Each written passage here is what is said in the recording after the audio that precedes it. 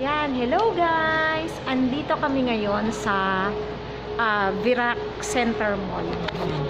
Tingnan natin, nung kasi hindi ako nakapag-video kung saan ako nagpalinis ang ko. Dito sa, yan, Eve Gate Salon and Base Spa, Catanduanes branch.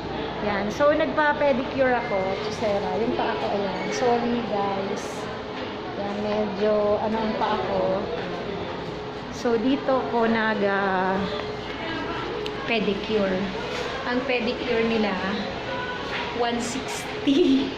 Pero, dahil, matagal akong hindi nakapag-pedicure dahil nga sa COVID.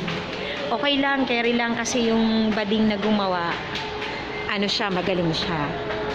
So, ayan, si Pinsan, gusto niyang mamili ng curtain. Siyempre, yung bahay niya maganda. Ayan, may buy one, get one. So, pipili siya ng curtain. Ayan, buy one, get one kasi naka-sale dito sa Center Mall. So, ayan. Sale dito, pili-pili. Okay. So, okay naman dito. Talagang, dahil town ito ng Virac, makikita mo, para siyang city talaga. Ibang-iba na rin sa mga baryo-baryo or